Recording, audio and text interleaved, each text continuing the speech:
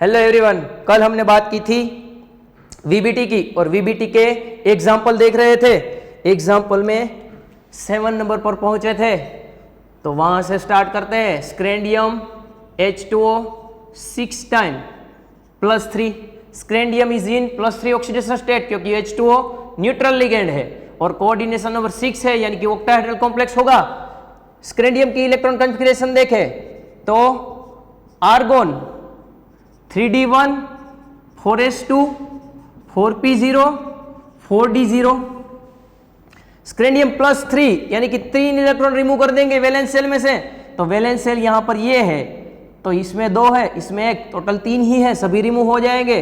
तो मतलब बनेगा argon 3d0 4s0 4p0 4d0। अब आई हाइब्रिडाइजेशन की बात। हाइब्रिडाइजेशन अगर ऑक्टाहेड्रल कॉम्प्लेक्स है तो उसका या तो हाइब्रिडाइजेशन होगा D2sp3 या तो होगा sp3d2। तो कौन सा वाला हाइब्रिडाइजेशन होगा वो कैसे पता चलेगा? तो यहां पर लिगेंड ये दोनों में तो इलेक्ट्रॉन डालने ही वाला है, पर 2d जो यूज करता है वो अंदर की करेगा तो इनर ऑर्बिटल कॉम्प्लेक्स बनेगा, बाहर की करता है तो आउटर ऑर्बिटल कॉम्प्लेक्स बनता है। और कल हमने देखा था ये हो गई हमारी 3d, ये 4s, ये 4p और ये 4d। 3d और 4s अगर अंदर की यानी कि कम एनर्जी वाली d यूज करता है 3d, तो ये 3 यूज हुई होगी और हाइब्रिडाइजेशन बनेगा D2sp3। अगर ये यूज करता है तो बनेगा sp3d2 और हाइब्रिडाइज ये बनेगा sp3d2। पर कल हमने रीजन देखा कि जब 3d और 4d दोनों खाली हो, दोनों यूज कर सकता है, तब प्रीफर करेगा 3d। क्यों? क्योंकि यहां पर 3d और 4s, 3d और 4p के बीच में जो एनर्जी गैप है E1, वो 4d और 4p और 4d और 4s के बीच में जो गैप है E2 उससे कम है, और एनर्जी गैप कम होगा तो हाइब्रिडाइजेशन अच्छी तरह से होगा, ऑर्बिटल का मिक्सचिंग अच्छी तरह से होगा। इसलिए 4d और 3d दोनों पॉसिबिलिटी हमें मिलती है, तब हम अंदर की d यानी कि 3d यूज करेंगे। देखते हैं स्क्रैंडियम H2O 6 टाइम +3, इसकी वीबीटी ड्रॉ करते हैं। तो यहाँ पर आर्गोन है, ये 3d, ये 4s 4p 4d की कुछ जरूरत नहीं है क्योंकि ये यूज ही नहीं होने वाली है।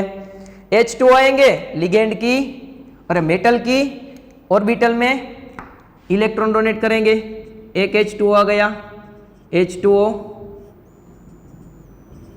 H2O H2O, यहाँ पर डोनेटिंग साइट ऑक्सीजन है, लोन पे डोनेट कर रहा है वो H2O और ये H2O, और टोटल हाइब्रिडाइजेशन बना लेगा ये वाला, कौन? D2sp3 hybridization. तो हमारे फर्स्ट क्वेश्चन का आंसर मिल गया। D2sp3 हाइब्रिडाइजेशन है तो इसकी जियोमेट्री ऑक्टाहेड्रल होगी। और second number of unpaired electron, तो एक भी इलेक्ट्रॉन नहीं है तो नंबर ऑफ अनपेयर इलेक्ट्रॉन कहां से आएंगे? मतलब n = 0। थर्ड नंबर पैरामैग्नेटिक या डायमैग्नेटिक, तो नंबर ऑफ अनपेयर इलेक्ट्रॉन एक भी नहीं है तो डायमैग्नेटिक। 4 नंबर μs = क्या होगा? तो अनपेयर इलेक्ट्रॉन ही नहीं है तो μs क्या? 0.0 bm। 5 number outer orbital complex या इनर ऑर्बिटल कॉम्प्लेक्स, तो हमें यहाँ पर इनर ऑर्बिटल कॉम्प्लेक्स मिल रहा है, इनर ऑर्बिटल कॉम्प्लेक्स। अब बात करते हैं उसके अगले वाले एलिमेंट यानी कि टिटेनियम की। टिटेनियम में 3d2 होगा, देख लेते हैं। यहां पर अगर हम टिटेनियम लेते हैं तो titanium H2O 6 +3, titanium is in +3 oxidation state, तो titanium is in +3 oxidation state. Titanium की इलेक्ट्रॉन कॉन्फ़िगरेशन देखें तो यहां पर D2 आएगा और इस 4 इलेक्ट्रॉन में से 3 इलेक्ट्रॉन रिमूव कराएंगे तो 2 ये हो गए, 1 यहां से होगा, मतलब यहां पर 1 आएगा। और कॉम्प्लेक्स की वीबीटी ड्रॉ करते वक्त यहाँ पर एक इलेक्ट्रॉन डी ऑर्बिटल में रखना पड़ेगा और 5 आंसर के, और ऑर्बिट मतलब हाइब्रिडाइजेशन तो ऐसे ही होगा पर नंबर ऑफ अनपेयर इलेक्ट्रॉन बदल जाएंगे। यहाँ पर नंबर ऑफ अनपेयर इलेक्ट्रॉन 1 आएंगे, ये डायमैग्नेटिक नहीं पैरामैग्नेटिक आएगा। μs इज इक्वल टू 1.73 आएगी और इनर ऑर्बिटल कॉम्प्लेक्स ही रहेगा। मतलब कुछ नहीं फर्क पड़ता, यहाँ पर एक इलेक्ट्रॉन आने से कुछ फर्क पड़ता नहीं है सिवाय के ये कैरेक्टर में। अब देखते हैं वेनेडियम लेके, यहाँ पर आ गया vanadium, vanadium H2O 6 time plus 3। Vanadium के इलेक्ट्रॉन कॉन्फ़िगरेशन में total number of D electron 3 होंगे, 3d 3 4s 2। अगर 3 इलेक्ट्रॉन रिमूव करवाया जाए तो यहां से 2 ये 1 ये, मतलब यहां 2 इलेक्ट्रॉन बचेंगे। तो यहां पर वेनेडियम H2O 6 प्लस 3, यहाँ 2 इलेक्ट्रॉन रखने पड़ेंगे। हाइब्रिडाइजेशन ऐसे ही होगा, हाइब्रिडाइजेशन D2sp3 ऑक्टाहेड्रल ही होगा, मगर अनपेयर इलेक्ट्रॉन 2 आ जाएंगे, पैरामैग्नेटिक ही रहेगा, मगर म्यू चेंज हो जाएगी, इसकी म्यू होगी 2.83 bm, इनर ऑर्बिटल कॉम्प्लेक्स ही रहेगा। अब बात करते हैं उसके अगले वाले क्रोमियम लेके, तो यहाँ पर लेंगे क्रोमियम। तो क्रोमियम की इलेक्ट्रॉन कॉन्फ़िगरेशन देखेंगे तो यहाँ पर 3d4 4s2 आएगा। क्रोमियम प्लस 3 बनाएंगे तो क्रोमियम प्लस 3 में से 2 इलेक्ट्रॉन यहाँ से जाएंगे, 1 इलेक्ट्रॉन यहाँ से जाएगा, मतलब यहाँ पर टोटल 3 इलेक्ट्रॉन बच जाएंगे। अगर 3 इलेक्ट्रॉन यहाँ बचते हैं तो यहाँ पर भी 3 इलेक्ट्रॉन आएंगे। तो ये हो गया हमारा क्रोमियम H2O 6 प्लस 3 की VBT। और हाइब्रिडाइजेशन D2sp3 ही रहेगा, ऑक्टाहेड्रल ही रहेगा, नंबर ऑफ अनपेयर इलेक्ट्रॉन 3 आए जाएंगे, पैरामैग्नेटिक ही रहेगा, पर यहाँ पर 3.87 आ जाएगा और इनर ऑर्बिटल कॉम्प्लेक्स ही रहेगा क्रोमियम। अब आगे बढ़ते हैं, मैंगनीज लेते हैं। यहाँ पर मैंगनीज अब कुछ बदलने वाला है। यहाँ मैंगनीज आ गया, मतलब मैंगनीज की इलेक्ट्रॉन कॉन्फ़िगरेशन लिखे तो Mn is equal to 3d5 4s2। और यहाँ पर क्रोमियम प्लस यहाँ पर क्रोमियम में जो हमने इलेक्ट्रॉन कॉन्फ़िगरेशन लिखी थी, यहाँ पर क्रोमियम उसमें 3d5 4s1 लिखना है, 3d4 4s2 नहीं, 3d5 4s2। एक इलेक्ट्रॉन यहाँ ट्रांसफर हो जाता है, वो चेंज कर देना। यहाँ पर अब बात करते हैं मैंगनीज की, तो Mn में टोटल नंबर ऑफ इलेक्ट्रॉन 5 हो गए, 3d5 4s2। Chromium plus manganese plus 3 बनाएंगे तो मैंगनीज प्लस 3, 2 इलेक्ट्रॉन यहाँ से 1 इलेक्ट्रॉन यहाँ से, मतलब 3d4 4s0 हो जाएगा। अब यहाँ से VBT चेंज होगी। क्यों चेंज होगी? क्योंकि अंदर की D है वो फुल हो जा रही है, अंदर की D फुल हो जा रही है। मतलब ये हुआ कि Mn H2O 6 टाइम प्लस 3 की VBT ड्रॉ करते हैं तो ये आर्गोन 3d, ये हो गई हमारी 3d 4s 4p और ये 4d 3d 4s 4p और 4d। अब आएगा H2O, total number of electron 4 है तो ये रख दिए 4, 1 2 3 4। रिडिस्ट्रीब्यूशन इलेक्ट्रॉन का होगा तो हमें देखना है ऑक्सीडेशन स्टेट +3 है। अब देखना है लिगेंड, लिगेंड है वीक लिगेंड, ये वाला हमारा वीक लिगेंड है, ऑक्सीजन डोनेटिंग साइड है, मतलब रिडिस्ट्रीब्यूशन होगा नहीं।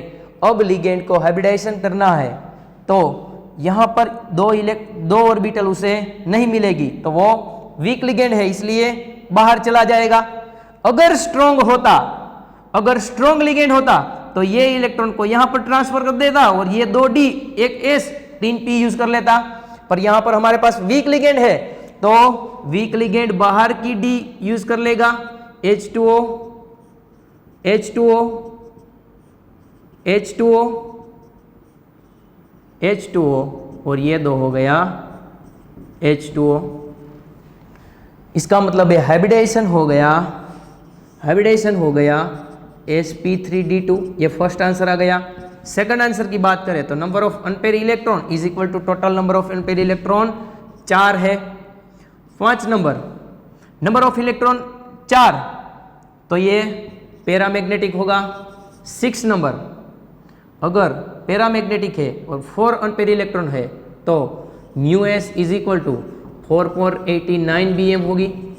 और कॉम्प्लेक्स की बात करें 1 2 यहाँ 3 आ जाएगा, 4 ये 5 नंबर, तो ये आउटर ऑर्बिटल कॉम्प्लेक्स बन जाएगा। और अब से हम D5 तक लिया, D4 तक, D5 D6 D7 सभी में आउटर ऑर्बिटल कॉम्प्लेक्स बनेगा। अब बात करते हैं टेट्राहेड्रल कॉम्प्लेक्स के बारे में, ये मैं निकाल दे रहा हूं। टेट्राहेड्रल कॉम्प्लेक्स में अगर D0 है तो हाइब्रिडाइजेशन होगा, यहां पर 3D मिल रही है, मतलब D3S हाइब्रिडाइजेशन होगा। देखते हैं कैसे। एग्जाम्पल लेते हैं 8 MnO4 नेगेटिव, यानी कि KMnO4। Mn की ऑक्सीडेशन स्टेट निकाले तो Mn प्लस 4 ऑक्सीजन की ऑक्सीडेशन स्टेट -2 है इज इक्वल टू -1, मतलब Mn -8 इज इक्वल टू -1, तो Mn is equal to -1 plus 8, मतलब +7 आएगा। Mn is in +7 oxidation state है और Mn +7 ऑक्सीडेशन स्टेट है। Mn की इलेक्ट्रॉन कॉन्फ़िगरेशन लिखी जाए तो argon 3d5 4s2 4p0 4d0, और Mn +7 की इलेक्ट्रॉन कॉन्फ़िगरेशन लिखी जाए तो 5 और ये 2 टोटल 7 निकल जाएंगे, मतलब argon 3d0 4s0 4p0 4d0। यहाँ कोऑर्डिनेशन नंबर 4 है, यानी कि MnO4 नेगेटिव की VBT ड्रॉ करते हैं तो ये रहा आर्गोन 3D, ये हो गई हमारी 3D, ये 4s, ये 4p और 4d की ज़रूरत नहीं है। अब आएगा हमारा ऑक्सीजन, और ऑक्सीजन ये 3D यूज़ करेगा जो आप हाइब्रिडाइजेशन में पढ़ चुके हैं। OH2 OH2 नहीं है, यहाँ पर ऑक्सीजन है। O negative O negative O negative O negative, मतलब हाइब्रिडाइजेशन हुआ ये 3D और एक S, यानी कि D3S हाइब्रिडाइजेशन। और D3S हाइब्रिडाइजेशन फर्स्ट क्वेश्चन का आंसर मिल गया।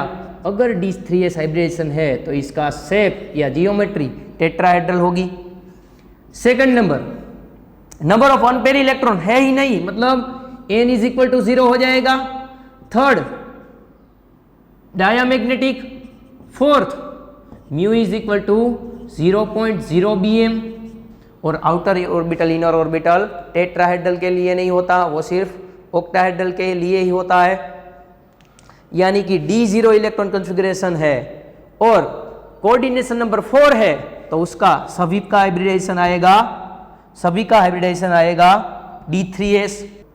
इन शॉर्ट बात करें, इन शॉर्ट हाइब्रिडाइजेशन के लिए अगर कोऑर्डिनेशन नंबर, पहले कोऑर्डिनेशन नंबर 6 के लिए बात करते हैं, अगर कोऑर्डिनेशन नंबर 6 है तो यहां पर D इलेक्ट्रॉन लिखता हूं, D इलेक्ट्रॉन।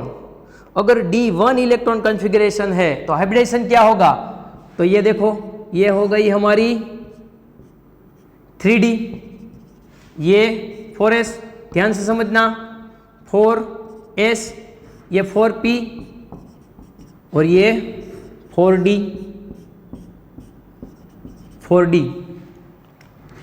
अगर 1 इलेक्ट्रॉन है तो वो 3D में रहेगा, मतलब स्ट्रॉन्ग लिगेंड है या वीक लिगेंड है वो यहां पर ही रहेगा, और हाइब्रिडेशन ऑलवेज बनाएगा D2sp3, यहां तक का हाइब्रिडेशन बनेगा। वो लिगेंड स्ट्रॉन्ग है या वीक है, यही हाइब्रिडेशन बनेगा D1 के लिए।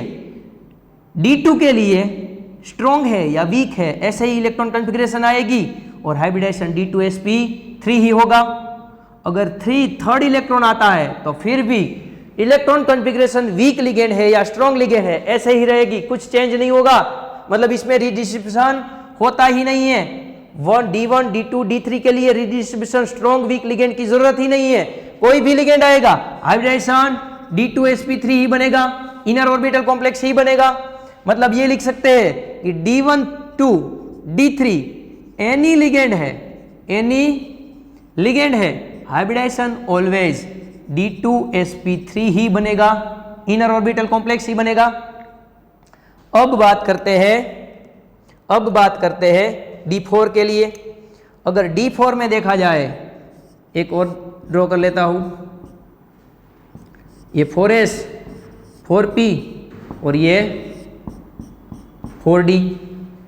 ये हम यहां पर बात करेंगे वीक लिगेंड के लिए, ये वीक लिगेंड की इलेक्ट्रॉन कॉन्फ़िगरेशन के लिए। अगर स्ट्रॉन्ग लिगेंड आता है तो कैसा होता है, यहां पर बात करेंगे। अगर फोर्थ इलेक्ट्रॉन आता है तो वो यहां पर आएगा और वीक लिगेंड है तो उसे चेंज नहीं कर पाएगा। मतलब ये हाइब्रिडाइजेशन ऐसे नहीं होगा। हाइब्रिडेशन कौन सा वाला होगा, तो ये होगा यहां से ये वाला sp3d2, sp3d2। D4 के लिए बात कर रहे हैं, 4 इलेक्ट्रॉन, यहां पर D नहीं मिल रही है और वीक लिगेंड है तो उसका पेयरिंग नहीं करवा सकेगा। अब स्ट्रॉन्ग लिगेंड आता है तो ये इलेक्ट्रॉन का पेयरिंग करवा के यहां पर आने देगा। मतलब 1 2 और ये हो गया, अंदर की D मिल रही है उसे, तो वो हाइब्रिडेशन बनाएगा D2sp3। यानी कि स्ट्रॉन्ग लिगेंड है तो D2sp3 और वीक लिगेंड है तो बाहर की D यूज करेगा D4 के लिए। तो ये हो गया D4। D5 के लिए देखें तो यहां पर इलेक्ट्रॉन आएगा, हाइब्रिडाइजेशन D2sp3 ही रहेगा। और स्ट्रॉन्ग के लिए यहां पर इलेक्ट्रॉन आएगा, मतलब हाइब्रिडाइजेशन D2sp3 ही रहेगा। 6 इलेक्ट्रॉन के लिए, तो 6 इलेक्ट्रॉन के लिए यहां पर आएगा हाइब्रिडेशन sp3d2, आउटर ऑर्बिटल ही रहेगा। और यहां पर स्ट्रॉन्ग के लिए बात करें तो एक इलेक्ट्रॉन यहां पर आएगा, हाइब्रिडेशन D2sp3 ही रहेगा। वीक के लिए 7th इलेक्ट्रॉन की बात करें तो वो यहां पर आएगा, हाइब्रिडेशन sp3d2 ही रहेगा। और स्ट्रॉन्ग लिगेंड है तो वो यहां आना चाहिए, पर ये दोनों के लिगेंड को चाहिए ही चाहिए, तो वो इलेक्ट्रॉन को बाहर भेज देगा, हाइब्रिडाइजेशन D2sp3 ही रहेगा। मतलब ये हुआ कि D4 से D7 तक है तो उसमें 2 पॉसिबिलिटी है। अगर हमारे पास स्ट्रॉन्ग लिगेंड है या तो वीक लिगेंड है। अगर हमारे पास स्ट्रॉन्ग लिगेंड है तो हाइब्रिडाइजेशन होगा D2sp3, यानी कि यहां पर इलेक्ट्रॉन को धक्का लगा के पेयरिंग करवा देगा और अंदर की D यूज करेगा स्ट्रॉन्ग लिगेंड। और वीक लिगेंड है तो वो धक्का नहीं लगा सकता, मतलब बाहर की D यूज करेगा sp3d2। D7 D8 की बात करें तो यहां पर D8 बाहर की ही D यूज होगी, D9 के लिए बाहर की ही D यूज होगी, D10 के लिए बाहर की ही D यूज होगी। और यहां बात करें तो D7 की बात की तो D7 D8 के लिए बात करें तो ये इलेक्ट्रॉन कॉन्फ़िगरेशन आएगी, लिगेंड आएगा, इसे बाहर नहीं भेज सकता तो वो खुद बाहर चला जाएगा। समझ में आ रहा है, वो खुद बाहर चले जाएगा और हाइब्रिडाइजेशन बना लेगा sp3d2। अब टोटल 8 इलेक्ट्रॉन आ गए, ये 9वां इलेक्ट्रॉन आ गया, फिर भी D2sp3, 10वां इलेक्ट्रॉन आया, फिर भी D2sp3। यानी कि ये बात हुई कि D8 से D10 तक एनी लिगेंड, कोई भी लिगेंड आए, स्ट्रॉन्ग या वीक, हाइब्रिडाइजेशन एनी लिगेंड आए, हाइब्रिडाइजेशन उसका sp3d2 ही रहेगा, sp3d2 ही रहेगा। मतलब हमें स्ट्रॉन्ग और वीक लिगेंड इसमें ही देखने हैं। हाइब्रिडाइजेशन स्ट्रॉन्ग और वीक लिगेंड से इसमें ही चेंज होता है, बाकी किसी में नहीं होता है। अब करते हैं टेट्राहेड्रल के लिए बात। अगर टेट्राहेड्रल के लिए बात करें तो जियोमेट्री भी चेंज हो जाएगी। यहाँ पर हाइब्रिडाइजेशन तो चेंज होगा ही होगा, उसके साथ साथ जियोमेट्री भी चेंज हो जाएगी। कल हमने शायद एग्जाम्पल देख लिया था, फिर भी रिपीट करा रहा हूं। अगर हमारे पास है NiCl4 और दूसरा एग्जाम्पल है अगर हमारे पास है NiCN4 Ni is in +2 oxidation state, यानी कि argon 3D8 4s0 4p0 4d0। यहाँ पर भी Ni is in +2 oxidation state, argon 3d8 4s0 4p0 4d0। Hybridisation की बात करें तो NiCl4 2- की VBT ड्रॉ करते हैं तो यहाँ पर Ni is in +2 oxidation state, week ligand है, रिडिस्ट्रीब्यूशन नहीं होगा, यानी कि ये हो गई हमारी 3D, ये हो गई 3D, ये 4s, ये 4p और ये 4d। ये है 3D 4s 4p 4d, redistribution नहीं होगा तो 1 2 3 4 5 6 7 और 8। अब लिगेंड आएगा, लिगेंड वीक है तो वो बाहर की डी यूज कर लेगा, 1 2 3 4, यानी कि हाइब्रिडाइजेशन हुआ हमारा कोऑर्डिनेशन नंबर 4 sp3 हाइब्रिडाइजेशन। अगर sp3 हाइब्रिडाइजेशन है तो उसकी जियोमेट्री होगी टेट्राहेड्रल, और टेट्राहेड्रल जियोमेट्री अनपेयर इलेक्ट्रॉन वो सब आपको पता है। First sp3 hybridisation, second n is equal to 2 है तो थर्ड पैरामैग्नेटिक होगा, 4 number μs is equal to 2.83 bm होगी, ये आपको सब पता है। पर जब स्ट्रॉन्ग लिगेंड आ जाता है तो जियोमेट्री में क्या चेंज होता है वो देख लो। अगर स्ट्रॉन्ग लिगेंड आता है यानी कि NiCN4 यहां पर आर्गोन, ये हुआ 3D, ये 4s 4p और ये 4d। 3d8 इलेक्ट्रॉन कन्फिगरेशन है, यहां पर 3d8, यहां पर भी 3d8 है, पर यहां पर रीडिस्ट्रीब्यूशन हो रहा है और कोऑर्डिनेशन नंबर 4 या तो 5 है और 8d8 का इलेक्ट्रॉन कन्फिगरेशन रीडिस्ट्रीब्यूशन देखेंगे तो सारे के सारे पेयर हो जाएंगे, तो ये 8वां इलेक्ट्रॉन का पेयरिंग हो गया। अब जो लिगेंड आएगा वो 1 2 3 और 4 ऑर्बिटल यूज करके हाइब्रिडाइजेशन बनाएगा DsP2, और DsP2 हाइब्रिडाइजेशन है तो हमें पता है उसका शेप या जियोमेट्री होगी square planar geometry, square planar geometry होगी उसकी। सेकंड नंबर का आंसर देखें तो n is equal to 0, third number diamagnetic, fourth number mu is equal to 0.0 bm। इसमें अंदर वाली डी यूज हो रही है। और अब आगे बात करें, ये एग्जांपल देखते रहना, ये एग्जांपल शेप बना ऐसा Ni Cn Cn Cn Cn 2- और ये सभी एक ही प्लेन में है। इसका शेप कैसा बना? टेट्राहेड्रल, यानी कि D8 में वीक लिगेंड लिया तो हमारा बन गया टेट्राहेड्रल, स्ट्रॉन्ग लिगेंड ले लिया तो बन गया स्क्वायर प्लेनर। तो अब बात करते हैं कोऑर्डिनेशन नंबर 4 के लिए, यहाँ पर D इलेक्ट्रॉन लिखते हैं। अगर कोऑर्डिनेशन नंबर में D इलेक्ट्रॉन 1 है या 0 है, जब 0 था तब क्या कर रहे थे? KMnO4 का एग्जांपल, यहाँ पर ये 3D और एक S यानी कि हाइब्रिडाइजेशन बना रहे थे D3S। तो 0 इलेक्ट्रॉन, किसी में भी 0 इलेक्ट्रॉन है, स्ट्रॉन्ग फील्ड है या वीक फील्ड है, हाइब्रिडाइजेशन D3s ही बनेगा। कब तक बनेगा?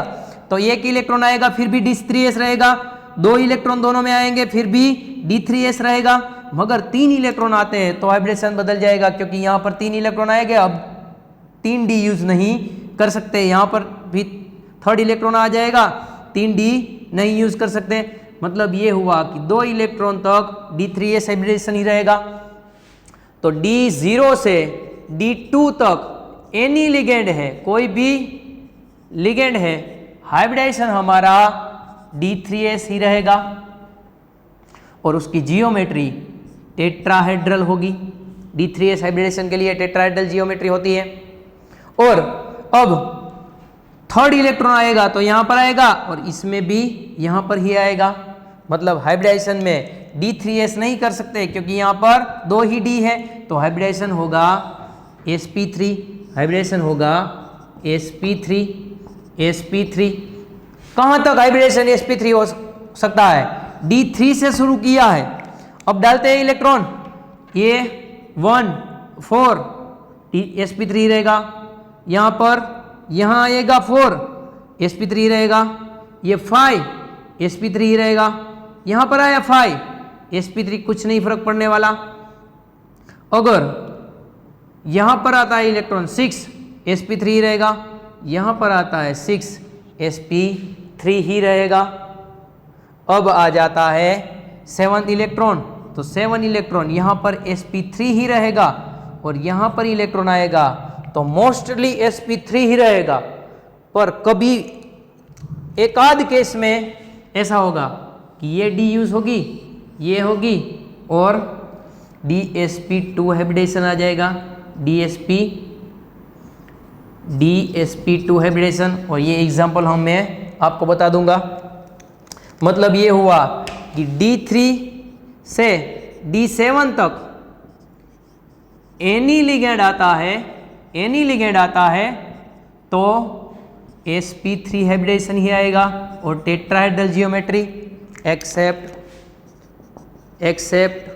D7 में स्ट्रॉन्ग फील्ड लिगेंड, यानी कि ये वाला complex COCN4 2- CO is in +2 oxidation state, D7 electron configuration, और D7 है तो ऐसी वाली इलेक्ट्रॉन कॉन्फ़िगरेशन आएगी, और इसमें ही यही कॉम्प्लेक्स में हाइब्रिडाइजेशन DsP2 आएगा और ये स्क्वायर प्लेनर बनेगा, स्क्वायर प्लेनर कॉम्प्लेक्स बनेगा। इसके अलावा अब बात करते हैं D8 के लिए, दोनों के लिए D8 के लिए बात कर लेते हैं।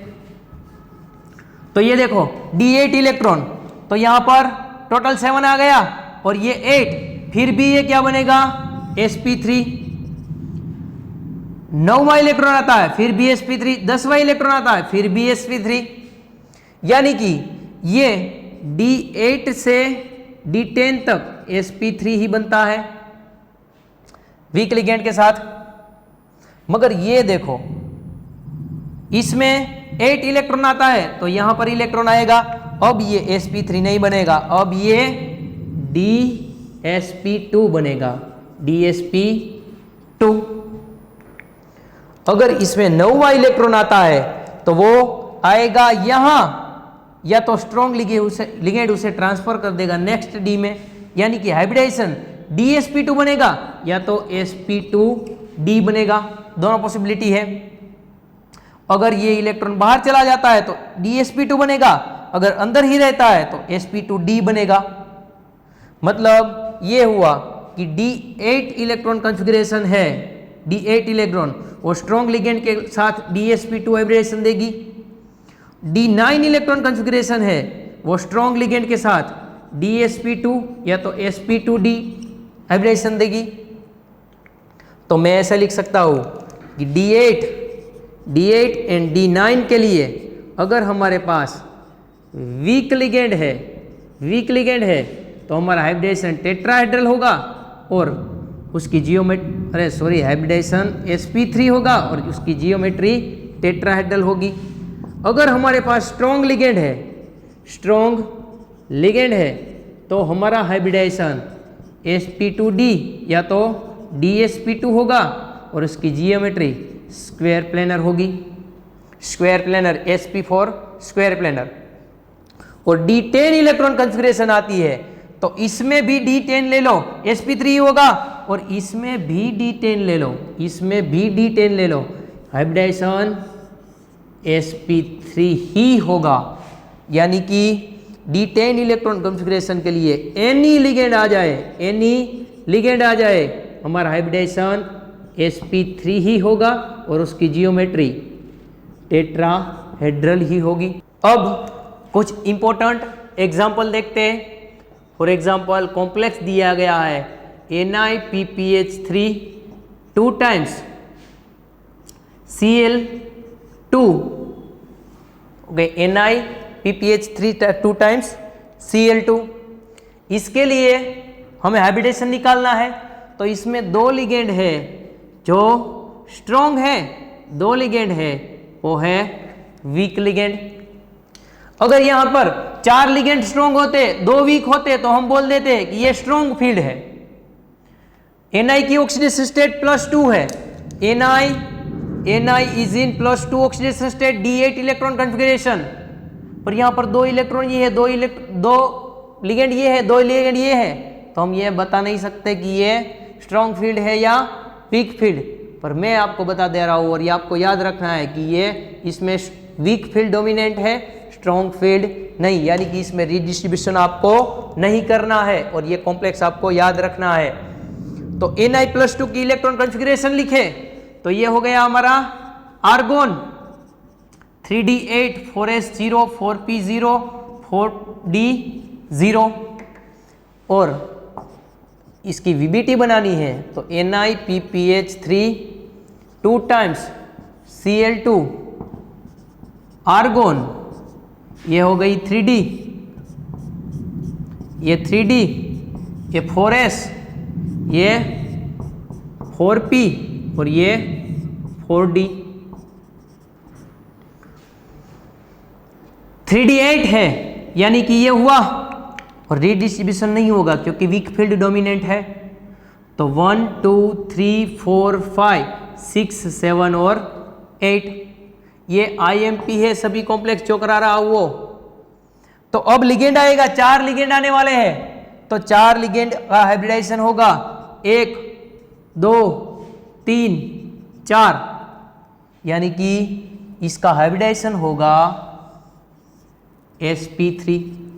और आपको वैसे भी पता चल जाना चाहिए कि अगर वीक फील्ड है, T8 है और वीक फील्ड है तो हाइब्रिडाइजेशन sp3 ही आएगा। यानी कि इसका जियोमेट्री देखें तो इसकी geometry first answer sp3, second geometry tetrahedral है। अगर स्ट्रॉन्ग फील्ड लेते हैं तो ये स्क्वायर प्लेनर आता और हाइब्रिडेशन आता D2sp3, पर इसका हाइब्रिडेशन D2sp3 नहीं sp3 है, अरे सॉरी D2sp3 नहीं, DsP2 नहीं, sp3 है, और ये स्क्वायर प्लेनर नहीं टेट्राहेड्रल है। Number of unpaired electron third बात करें तो n = 2 है। फोर्थ μs की बात करें तो 2.83 bm है। अगर आपको पता नहीं होता कि ये यहाँ वीक फील्ड डोमिनेंट है तो आप स्ट्रॉन्ग फील्ड लेके चलते, अगर स्ट्रॉन्ग फील्ड लेके चलते हैं तो क्या होता, तो ये इलेक्ट्रॉन यहाँ पर पेयरिंग करवा देते और हाइब्रिडेशन निकालते हैं DsP2, और DsP2 हाइब्रिडेशन आता तो यहाँ पर स्क्वायर प्लेनर आ जाता, यहाँ पर n = 0 आते और 0 आते तो μ = 0 आता, n = 2 है तो इसका मतलब ये पैरामैग्नेटिक है, और स्ट्रॉन्गली फील्ड लिया होता तो ये डायमैग्नेटिक आता, मतलब सारे के सारे आंसर गलत आते। इसीलिए आपको ये कॉम्प्लेक्स याद रखना है और ये कॉम्प्लेक्स नेट में पूछा जा चुका है। इसके बाद बात करते हैं, एक इंपॉर्टेंट स्टेटमेंट देखते हैं। CO+3 का कोई भी कॉम्प्लेक्स है CO+3 और उसके साथ ऑक्सीजन डोनेटिंग साइट है तो वो स्ट्रॉन्ग फील्ड बिहेव करेगा।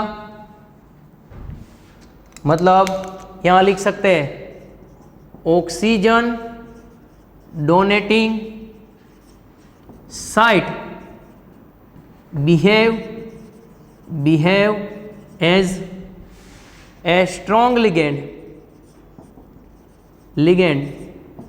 with CO+3 हेलोजन और सल्फर डोनेटिंग साइट है तो वीक ही आएगा, पर ऑक्सीजन डोनेटिंग साइट है तो वो स्ट्रॉन्ग आएगा। क्यों? ये देख लो, यहाँ पर तो हमारा था कार्बन, नाइट्रोजन, ऑक्सीजन और फ्लोरीन यानी कि हेलोजन। हेलोजन यहाँ से वैसे जाएंगे तो फील्ड स्ट्रेंथ इंक्रीज होगी, फील्ड स्ट्रेंथ इंक्रीज होगी। और कार्बन और नाइट्रोजन है वो स्ट्रॉन्ग में ही आते हैं और ये है वो फाइनल वीक में ही आते हैं, पर ये बॉर्डर लाइन है, मतलब ऑक्सीडेशन स्टेट ज़्यादा है तो ये ज़्यादा ऑक्सीडेशन स्टेट वालों से के साथ स्ट्रॉन्ग फील्ड बिहेव करेगा। मतलब ये अभी आपको ये स्टेटमेंट याद रखना है, ये स्टेटमेंट आईएमपी और नेट में पूछा भी जा चुका है। और एग्जाम्पल लेते हैं तो इसका बेस्ट एग्जाम्पल COH2O 6 टाइम +3। अगर नॉर्मली हम निकालते हैं तो CO +3 है, लिगेंड देखेंगे H2O वीक है तो इसे हम वीक फील्ड कंसीडर करते हैं, मगर ये वीक फील्ड नहीं है। क्यों? क्योंकि ये स्टेटमेंट लिखा कोबाल्ट +3 H2O के साथ strong field as a strong field behave करता है। यहाँ +2 आता है तो आपको वीक फील्ड ही लेना है, पर यहाँ पर +3 ऑक्सीडेशन स्टेट है यानी कि CO +3 है तो आपको स्ट्रॉन्ग फील्ड लेना है। इलेक्ट्रॉन कॉन्फ़िगरेशन लिखे तो argon 3d6 4s0 4p0 4d0। अगर कॉम्प्लेक्स की VBT ड्रॉ करें तो COH2O 6 टाइम +2 आर्गोन 3d6 सभी का पेयरिंग हो जाएगा। 6 इलेक्ट्रॉन के लिए एक ही पॉसिबिलिटी है, चाहे कोऑर्डिनेशन नंबर 4 हो या 5 हो या 6 हो, सभी का पेयरिंग करवा दो। ये 4s, ये 4p, 3d 4s 4p, 4d की कुछ ज़रूरत नहीं है। लिगेंड आएगा 6, 1 2 3 4 5 6 और हाइब्रिडाइजेशन बनाएगा हमारा D2sp3। ये फर्स्ट क्वेश्चन आ गया। Second question n = 0। Third question diamagnetic. Fourth question μ = 0.0 bm और 5 क्वेश्चन D2sp3 यानी कि इनर ऑर्बिटल कॉम्प्लेक्स। अगर हमने ये वीक कंसीडर किया होता तो यहाँ पर 1 2 3 4 5 6 7 और 8 अंदर की डी खाली नहीं है तो बाहर की डी यूज करते, और बाहर की डी यूज करते तो हाइब्रिडेशन आता D2sp3, वो गलत होता। यहाँ पर n = आता 2, ये गलत होता। यहाँ पर आया था पैरामैग्नेटिक, गलत होता। μ = आता 2.83 bm, वो गलत होता। और यहाँ पर आता आउटर ऑर्बिटल कॉम्प्लेक्स, ये गलत होगा। मतलब सभी के सभी आंसर गलत आते। तो ये आपको याद रखना है। इसके बाद एक इंपॉर्टेंट क्वेश्चन देखते हैं। COCN6 -4 behave as a reducing agent. क्यों रिड्यूसिंग एजेंट बिहेव करता है तो देख लेते हैं। COCN6 -4 यहाँ स्ट्रॉन्ग लिगेंड है और CO is in +2 oxidation state में, तो इलेक्ट्रॉन कॉन्फ़िगरेशन लिखे तो argon 3d7 4s0 4p0 4d0 हो जाएगा। और स्ट्रॉन्ग फील्ड लिगेंड है तो रीडिस्ट्रीब्यूशन होगा, यानी कि कोबाल्ट +2 आर्गोन, ये हो गई हमारी 3d, ये हो गई 4s, ये 4p, 3d7 4s0 4p0, ये 1 2 3 4 5 6 और 7 रीडिस्ट्रीब्यूशन होगा। रीडिस्ट्रीब्यूशन अगर रीडिस्ट्रीब्यूशन होता है, स्ट्रॉन्ग लिगेंड आता है तो ये दोनों को भेज देता, और ये एक इलेक्ट्रॉन को भेज देता है यहाँ पर पेयरिंग करने के लिए, और एक इलेक्ट्रॉन को भेज देगा बाहर की डी में, नेक्स्ट डी में, यानी कि कॉम्प्लेक्स बनेगा COCN6 -4। तो ये आर्गोन, ये हो गई हमारी 3d, ये हो गई 4s, ये 4p और ये 4d। 1 2 3 4 5 6 और 7वां इलेक्ट्रॉन बाहर भेज देगा। और ये इलेक्ट्रॉन है जो हमारा लिगेंड आएगा, वो लिगेंड CN 1 2 3 4 5 6 टोटल हाइब्रिडाइजेशन बनाएगा 1, हाइब्रिडाइजेशन बनाएगा D2sp3, D2sp3 हाइब्रिडाइजेशन बनाएगा। रीजन देखना है क्यों reducing agent as a reducing agent behave कर रहा है। अब यहां पर न्यूक्लियस होगा और ये बाहर न्यूक्लियस से दूर पड़ा हुआ है, मतलब इस पर न्यूक्लियस का अट्रैक्शन बहुत कम होगा, इसलिए ये इजीली रिमूव हो जाएगा। और हमारा जो कॉम्प्लेक्स है CO CN 6 टाइम -4, वो एक इलेक्ट्रॉन रिमूव करके एक इलेक्ट्रॉन रिमूव कर देगा और उसकी ऑक्सीडेशन स्टेट +1 बढ़ा लेगा, यानी कि बन जाएगा CO CN 6 -3। इसमें ऑक्सीडेशन स्टेट देखते हैं तो CO is in CO plus -6 is equal to -4, तो CO is equal to -4 + 6, CO is in +2 oxidation state. और यहाँ पर ऑक्सीडेशन स्टेट देखते हैं तो CO plus -6 is equal to -3, तो CO इज इक्वल टू -6 + 3, अरे सॉरी +6 - 3, तो CO is in +3 oxidation state, यानी कि एक इलेक्ट्रॉन रिमूव कर दिया। और ये जो एक इलेक्ट्रॉन रिमूव किया है वो कोई भी हमारा कंपाउंड है, मानो कि A+1 है, तो वो एक इलेक्ट्रॉन लेके A में कन्वर्ट हो जाएगा, मतलब इसका हुआ हमारा कॉम्प्लेक्स का हुआ ऑक्सीडेशन, तो वो दूसरे का रिडक्शन करता रहेगा। ऑक्सीडेशन स्टेट इंक्रीज हुई ना, तो जी ऑक्सीडेशन स्टेट इंक्रीज होती है उसे हम ऑक्सीडेशन बोलते हैं, और ऑक्सीडेशन स्टेट डिक्रीज होती है हम उसे रिडक्शन बोलते हैं। तो ये A+ था, उसकी ऑक्सीडेशन स्टेट +1 थी, उसमें से 0 हो गई, +1 में से 0, यानी कि इसका रिडक्शन हो गया। किसने किया रिडक्शन? इसने, तो इसको रिड्यूसिंग एजेंट बोलेंगे। समझ में आ रहा है? ये इलेक्ट्रॉन रिमूव कर देगा, क्यों कर देगा? क्योंकि वो बाहर की D में पड़ा हुआ है और बाहर की D के पास न्यूक्लियस का अट्रैक्शन बहुत ही कम होगा। अब बात करते हैं CuNH3 4 टाइम्स +2, यानी कि Cu + T2 की D9 इलेक्ट्रॉन कॉन्फ़िगरेशन।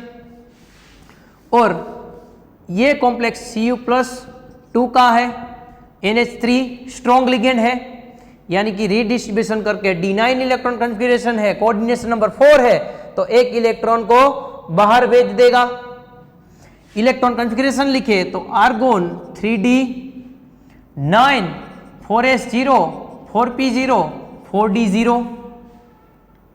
कॉम्प्लेक्स का VBT ड्रॉ करें तो CuNH3 4 टाइम्स +2, पहले होगा आर्गोन, ये हो गया 3D9 4s 4p और ये 4d। अब स्ट्रॉन्ग लिगेंड आएगा 1 2 3 4 5 6 7 8 9, ये टोटल 9 इलेक्ट्रॉन 3d9 हो गया। अगर स्ट्रॉन्ग लिगेंड आता है तो ये इलेक्ट्रॉन को बाहर भेज देगा, तो हो जाएगा हमारा argon,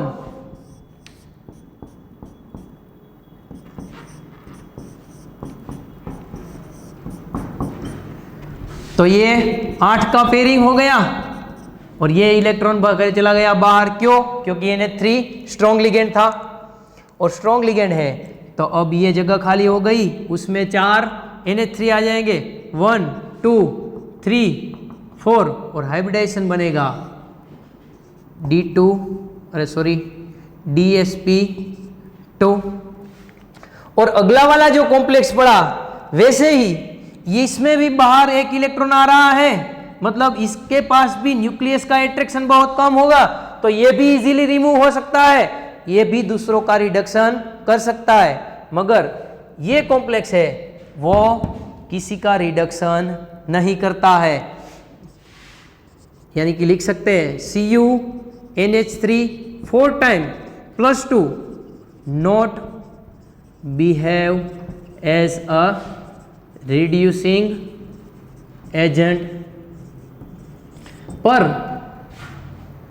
but CuNH3 4 times +2 not behave as a reducing agent, ये reducing agent behave नहीं कर रहा है, मतलब इसका हाइब्रिडाइजेशन ऐसे नहीं हो सकता। अगर ऐसे है हाइब्रिडाइजेशन D2sp3 होगा, अरे सॉरी DsP2 ही होगा, पर अगर ऐसे हाइब्रिडाइजेशन है तो ये रिड्यूसिंग एजेंट बिहेव करना चाहिए। तो कैसे होगा? ये एक्सेप्शनल केस है, एक्सेप्शनल केस, और ये आपको याद रखना है कि इसका हाइब्रिडाइजेशन ऐसे नहीं हो रहा है, यहाँ पर रीडिस्ट्रीब्यूशन नहीं हो रहा है, तो D9 इलेक्ट्रॉन कॉन्फ़िगरेशन यानी कि 1 2 3 4 5 6 7 8 9 ये इलेक्ट्रॉन अंदर ही रह रहा है। किससे पता चला? अगर वो बाहर रहता होगा तो वो reducing agent as a reducing agent behave करता, पर नहीं कर रहा है, मतलब अंदर ही रह रहा है। और ये हो गई हमारी 3D, ये 4s, ये 4p और ये 4d। और हमारा जो लिगेंड आने वाला है ये 3D है, 3D9। हमारा जो लिगेंड आने वाला है वो एक S, 2B और एक D, यानी कि इतना।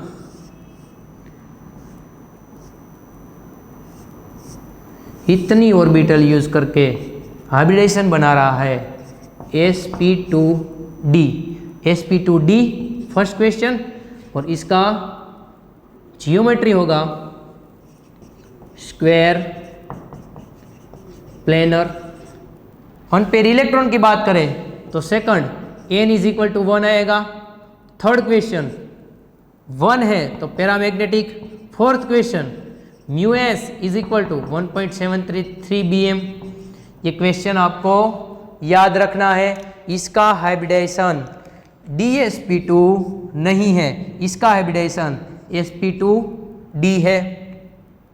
अब बात करते हैं कॉम्प्लेक्स की जियोमेट्री के लिए। हमने VACPR थियरी में देखा, VACPR थियरी में देखा कि हमारा NH3 है, उस पर एक लोन पेयर है, और वो लोन पेयर है वो सभी तीनों बॉन्ड को NH3 कैसे है, यहाँ पर नाइट्रोजन ऊपर लोन पेयर, ये 1 2 और 3 हाइड्रोजन, ये ऊपर का लोन पेयर है, वो तीनों हाइड्रोजन को नीचे धक्का लगा रहा है, यानी कि उसकी VBT ड्रॉ करें तो ऐसे कर सकते हैं। नाइट्रोजन की ये है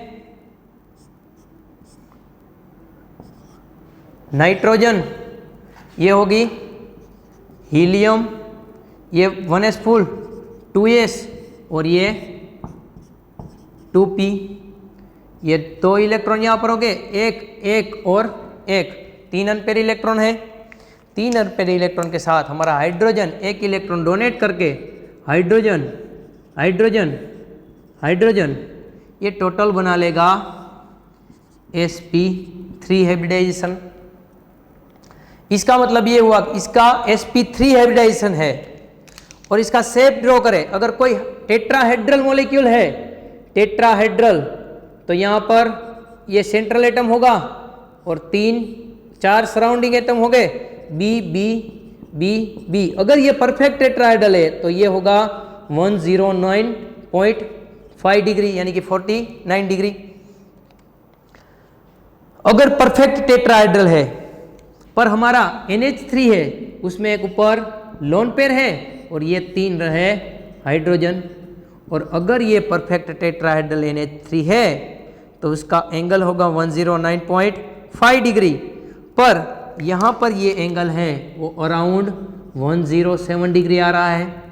मतलब ये हुआ कि ये तीनों के तीनों जो नीचे हाइड्रोजन लगे हुए हैं उसे वो नीचे धक्का लगा रहा है।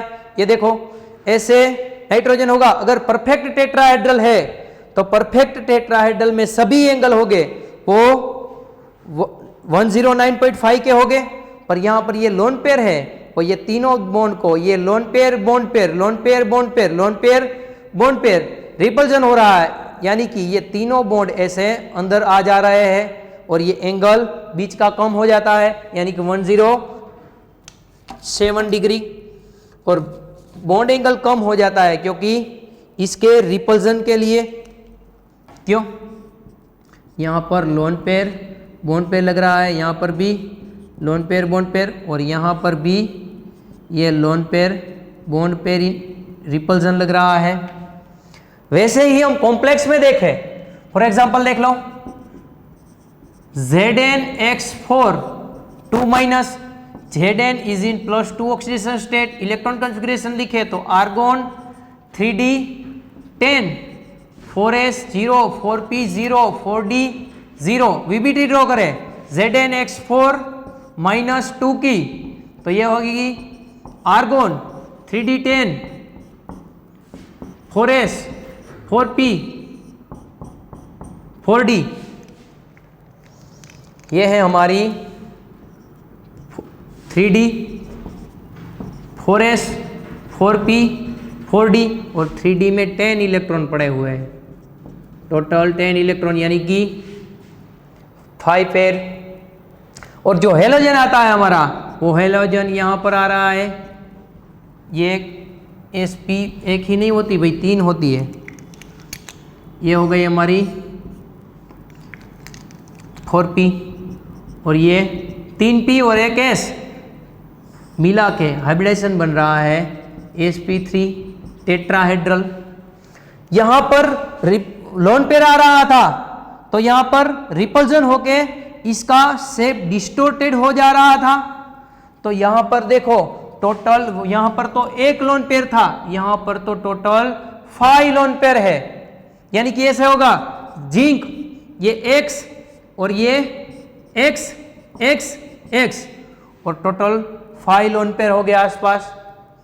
तो इसका तो थोड़ा सा डिस्टोर्शन हुआ था, इसका तो पूरा का पूरा डिस्टोर्शन हो जाएगा, मतलब ये टेट्राहेड्रल नहीं रहना चाहिए, पर ये परफेक्ट टेट्राहेड्रल है, परफेक्ट TD है। क्यों, ऐसा क्यों है? पर ये देखो यहाँ पर जो लोन पेयर था वो हमारा हाइब्रिडाइजेशन में पार्टिसिपेट हो रहा था, मगर ये जो है ये नॉन बॉन्डिंग पेयर, या तो इसे बोल सकते हैं लोन पेयर। ये लोन पेयर है वो नॉन हाइब्रिडाइज्ड है, नॉन हाइब्रिडाइज्ड लोन पेयर है। अगर नॉन हाइब्रिडाइजेशन है तो इसे हम इनएक्टिव लोन पेयर बोल सकते हैं, इनएक्टिव लोन पेयर, या तो नॉन बॉन्डिंग इलेक्ट्रॉन। और इसका रिपल्जन ये बॉन्ड पेयर के साथ नहीं लग सकता, क्यों? क्योंकि इसका हाइब्रिडाइजेशन ही नहीं हुआ है, इसलिए इसे हम inactive non bonding electron pair बोलेंगे। और ये जियोमेट्री ऑफ कॉम्प्लेक्स पे कुछ नहीं इफेक्ट करेंगे, मतलब अंदर की जो डी के इलेक्ट्रॉन कुछ भी है, यहाँ पर 1 2 3 4 5 6 7 8 9 10 तक कितने भी इलेक्ट्रॉन हैं वो हमारी जियोमेट्री पे इफेक्ट नहीं करेंगे, इसलिए इसका रिपल्जन है वो नेग्लिजिबल रहेगा, नेग्लिजिबल रिपल्जन, मतलब ये ध्यान में नहीं लेना है। यानी कि ये जो NH3 है यहाँ लोन पेयर होगा, H2 है उसमें 2 लोन पेयर हो गए, वो ये बॉन्डिंग पेयर इलेक्ट्रॉन को यानी कि फुल ड्रॉ करते हैं। NH3 N यहाँ पर lone pair, H H H यहाँ पर O H H ये लोन पेयर और ये लोन पेयर, ये यहाँ पर रिपेल करता होगा, ये यहाँ पर रिपेल करता होगा, और इसमें ये यहाँ पर, इसमें ये यहाँ पर, इसमें ये यहाँ पर रिपेल करते होंगे, क्योंकि ये सभी हाइब्रिडाइज है और हाइब्रिडाइजेशन में पार्टिसिपेट हुआ है वो लोन पे रिपेल्जन कर सकता है। मगर यहाँ पर 3D में चाहे कितने भी इलेक्ट्रॉन हो 1 2 3 4 5 6 7, यहाँ पर हाइब्रिडाइजेशन जो हुआ है किसका 4s का 4p का और 4d का ये हाइब्रिडाइजेशन हुआ है, तो ये बॉन्डिंग पेयर इलेक्ट्रॉन में ये रिपल्जन नहीं कर सकते। और यही हमें सिखाता है केपर्ट रूल, हमें सिखाता है केपर्ट रूल, यही बोलता है केपर्ट रूल। और यही केपर्ट रूल था, ऊपर हेडिंग लगा देना केपर्ट रूल। और according to Kepert rule coordination number अगर हमारा 6 है तो उसकी जियोमेट्री 3 पॉसिबल है, पर अभी हम 2 ही देखेंगे। 3 जियोमेट्री पॉसिबल है, अभी हम 2 ही देखेंगे। फर्स्ट है ऑक्टाहेड्रल, जो हमारी मोर कॉमन जियोमेट्री है, मोर कॉमन जियोमेट्री, यानी कि 100 कॉम्प्लेक्स लिए जाए उसमें से 99 कॉम्प्लेक्स ऑक्टाहेड्रल हो गए, पर एकाध कॉम्प्लेक्स होगा ट्राइगोनल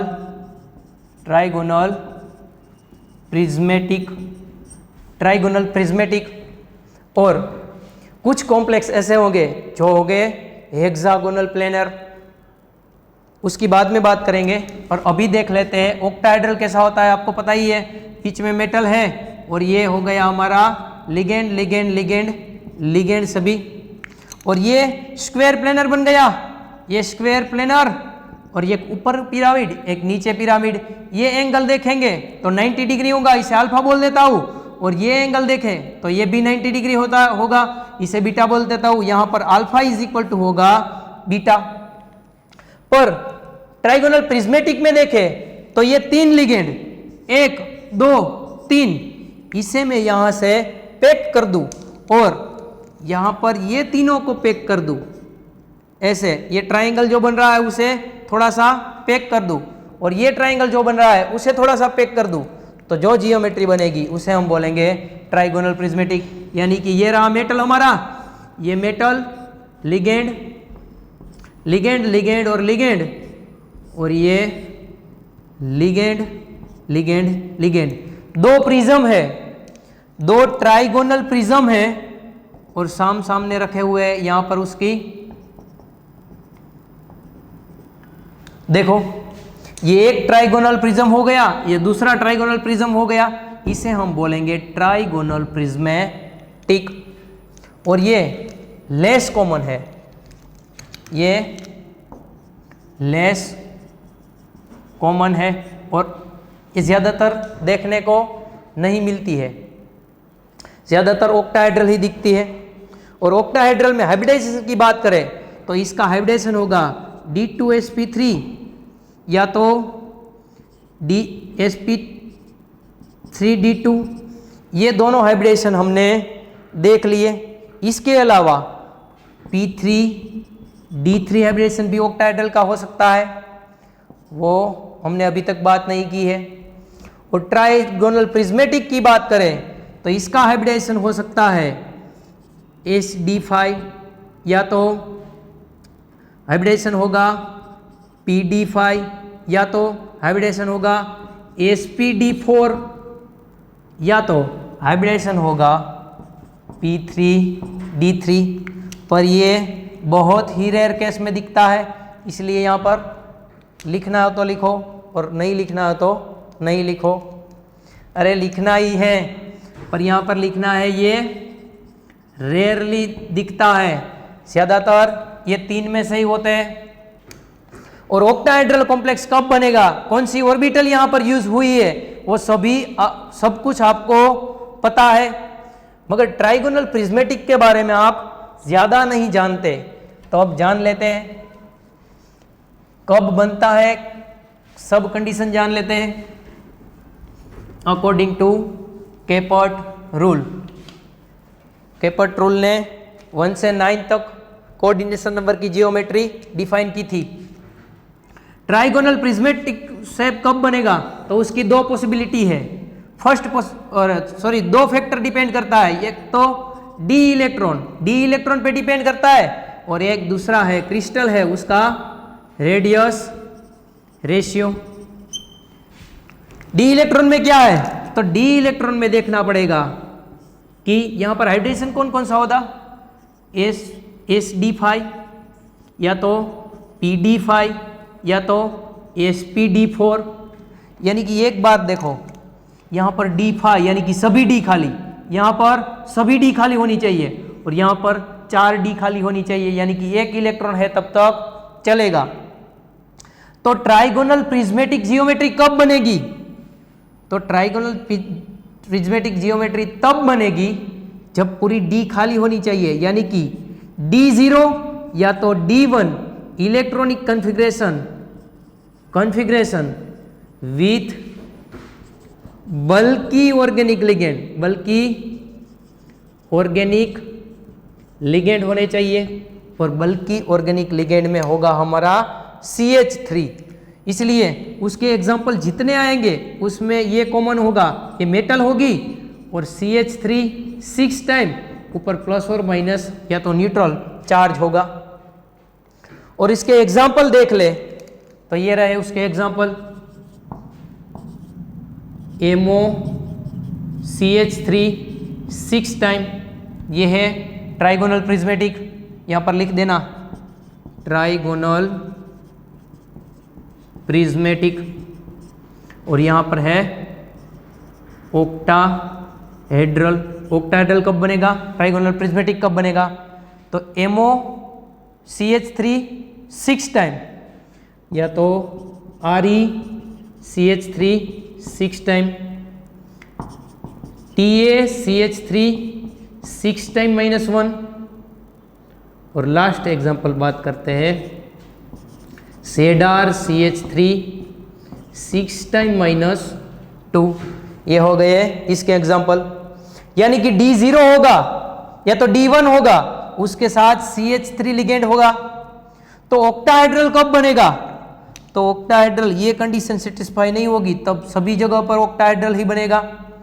मतलब ये हुआ कि यहाँ पर CH3 लिगेंड नहीं होना चाहिए और D0 D1 इलेक्ट्रॉन कॉन्फ़िगरेशन नहीं होनी चाहिए, सभी ऑक्टाहेड्रल बनेंगे। फॉर एग्जांपल देख लो, ये COH2O 6 टाइम +3, ये ऑक्टाहेड्रल हो गया। मतलब CH3 लिगेंड नहीं होना चाहिए, D1 D0 नहीं होनी चाहिए, मतलब स्क्रैंडियम H2O 6 टाइम +3, ये D0 आई और इसके साथ CH3 नहीं है। समझ में आ रहा है? इसलिए इसके एग्जाम्पल में तो बहुत सारे एग्जाम्पल हमने ऑलरेडी देख लिए हैं। रेडियस रेशियो की बात करें तो आप सॉलिड स्टेट में पढ़ोगे किसे रेडियस रेशियो बोलते हैं। R+/R- है, पॉजिटिव आयन है उसकी रेडियस अपॉन नेगेटिव आयन की रेडियस है, इसे हम रेडियस रेशियो बोलते हैं। अगर हमारा रेडियस रेशियो 1.8 से ज़्यादा है तो जियोमेट्री मिलेगी ट्राइगोनल प्रिज्मेटिक। अगर रेडियस रेशियो हमारा R+/R- 1.8 से कम है तो हमें जियोमेट्री मिलेगी ऑक्टाहेड्रल। और एग्जाम्पल की बात करें तो इसके एग्जाम्पल में MOS2 WS2 TaSE2, यानी कि ये सभी के एग्जाम्पल है, उसमें ऐसे ही एग्जाम्पल हो गए। ये मेटल हो गए S2 होगा, मेटल होगी Ac2 होगा, ये वाले एग्जाम्पल ये आपको याद रखना है। और अगर ऑक्टाहेड्रल होगा यानी कि रेडियस रेशियो 1.8 से कम होगा, ऐसे एग्जाम्पल की बात करें तो example titanium S2, zirconium S2, tantalum S2 और वेनेडियम Ac2, ये सभी ऑक्टाहेड्रल के एग्जाम्पल है। यानी कि ये ट्राइगोनल प्रिज्मेटिक के एग्जाम्पल आपको याद रखने हैं। अगर हमारे पास कोऑर्डिनेशन नंबर = 4 है तो उसकी भी 2 पॉसिबिलिटी है, इसकी जियोमेट्री की भी 2 पॉसिबिलिटी है। कौन सी? एक तो है मोस्ट कॉमन जियोमेट्री, कौन सी वाली? टेट्राहेड्रल, जो आपको पता है, और दूसरी है स्क्वायर प्लेनर जियोमेट्री। टेट्राहेड्रल की बात करें तो मेटल होगी बीच में, चारों तरफ लिगेंड हो गए और ये एंगल है वो 109.5 डिग्री का होगा। 109.5 डिग्री। और स्क्वेयर प्लेनर की बात करें तो बीच में मेटल और एक स्क्वायर होगा जिसके चारों कॉर्नर पर लिगेंड हो गए, ये हो गए लिगेंड, और ये एंगल है वो होगा 90 डिग्री।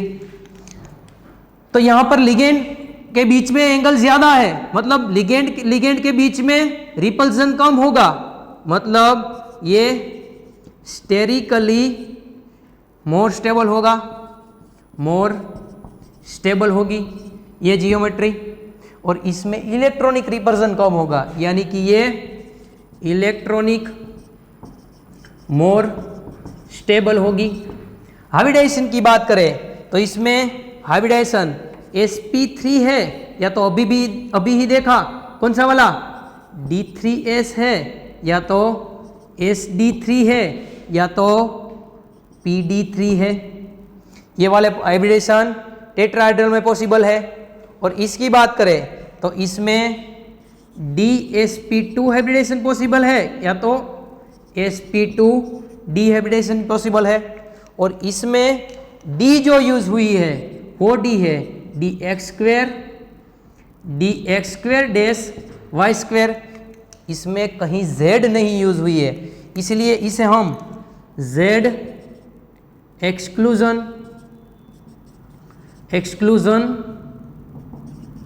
जियोमेट्री भी बोल सकते हैं, z एक्सक्लूजन जियोमेट्री भी बोला जाता है। किसे? स्क्वायर प्लेनर को, क्योंकि इसमें z यूज ही नहीं हुई है। ये टेट्राहेड्रल जियोमेट्री तो हमें अक्सर देखी जाएगी और पता भी चल जाएगा कि ये कब है, पर ये स्क्वायर प्लेनर जियोमेट्री पता कब चलेगी कि कब स्क्वायर प्लेनर है, कब टेट्राहेड्रल है, तो वो इलेक्ट्रॉनिक रीडिस्ट्रीब्यूशन से हमें पता चल जाएगा। अगर हमारे पास D8 और D9 इलेक्ट्रॉन कॉन्फ़िगरेशन है और स्ट्रॉन्ग लिगेंड है तो स्क्वायर प्लेनर जियोमेट्री आएगी DSP2 या तो sp2 डिहाइब्रिडाइजेशन आएगा। अगर हमारे पास coordination number is equal to 5 है तो उसका हाइब्रिडाइजेशन होगा sp3d या तो dsp3, ये दोनों में से एक हाइब्रिडाइजेशन होगा। अब देखना ये है कि ये d कौन सी वाली यूज हुई है, उसके अकॉर्डिंग टू दो पार्ट पड़ेंगे। कौन से? या तो sp3d z स्क्वेयर यूज हुई है और हाइब्रिडेशन हो सकता है dz स्क्वेयर sp3, और दूसरी पॉसिबिलिटी ये है कि अगर hybridisation sp3 dx square dash y square use हुई है या तो dx square dash y square sp3 use हुई है, मतलब d ऑर्बिटल कौन सी यूज होती है उसके अकॉर्डिंग टू जियोमेट्री डिसाइड होगी। अगर ये मोर कॉमन है, ये लेस कॉमन है, मतलब ये अक्सर पाई जाएगी, ये कम केस में पाई जाएगी। और ये जियोमेट्री की बात करें तो मेटल बीच में होगी, 3 लिगेंड का ट्रायंगल बनेगा, ट्राइगोनल, और ये एक ऊपर एक नीचे लिगेंड होगा, इसे हम बोलेंगे टीबीपी जियोमेट्री, और आपने ये देख ली है। अगर कोऑर्डिनेशन नंबर 5 है तो दूसरी पॉसिबिलिटी है स्क्वायर पिरामिडल, यानी कि ये इसे टीबीपी बोला, स्क्वायर पिरामिडल मेटल, ये एक स्क्वायर बन गया, स्क्वायर प्लेनर, और उस पे एक लिगेंड होगा जो पिरामिड बनाता होगा। तो ये हो गया हमारा square pyramidal geometry, square pyramidal. ये तो हम अगर कोऑर्डिनेशन नंबर 5 आता है तो हम डायरेक्टली ले लेंगे कि वो टीबीपी है, पर इसके एग्जाम्पल हमें याद रखने पड़ेंगे, तो याद रख लेते हैं। एग्जाम्पल स्क्वायर पिरामिडल के एग्जाम्पल आपको डायरेक्टली ही याद रखने हैं। IR मोस्ट फेमस कॉम्प्लेक्स है, IR PPH3 2 times CO Cl NO +1, और इसमें NO की ऑक्सीडेशन स्टेट में आपको बता दूं, इसमें NO की ऑक्सीडेशन स्टेट -1 है, क्यों बता रहा हूं वो आगे पता चलेगा। सेकंड एग्जांपल, ये था first. Second example, RuPPH 2 times, यहां पर CO निकल के Cl 2NO हो जाएगा, मतलब याद रखने के लिए बोल रहा हूं, और +1। इसमें एक NO है उसकी ऑक्सीडेशन स्टेट -1 है और दूसरा NO है जिसकी ऑक्सीडेशन स्टेट +1 है। ये आपको याद रखना है क्योंकि NO की ऑक्सीडेशन स्टेट 2 पॉसिबल है, बेंट NO या तो लीनियर NO। अगर बेंट NO है तो उसकी ऑक्सीडेशन स्टेट -1 होगी, लीनियर NO है तो उसकी ऑक्सीडेशन स्टेट +1 होगी। थर्ड एग्जांपल की बात करते हैं, और पूछा भी जा सकता है ये कॉम्प्लेक्स में NO की ऑक्सीडेशन स्टेट क्या है, वो हम मेटल नाइट्रोसिल में देखेंगे सब कुछ। FeCN 5 टाइम्स -3, ये भी स्क्वायर पिरामिडल का एग्जांपल है। 4 नंबर SbPH 5, यानी कि ऐसे भी लिख सकते हैं SbAl5, SbAl5, ये सभी है वो स्क्वायर पिरामिडल के एग्जाम्पल है। इसके अलावा कोई एग्जाम्पल आया तो हम इसे TBP कंसीडर करेंगे। आज के लिए इतना रखते हैं।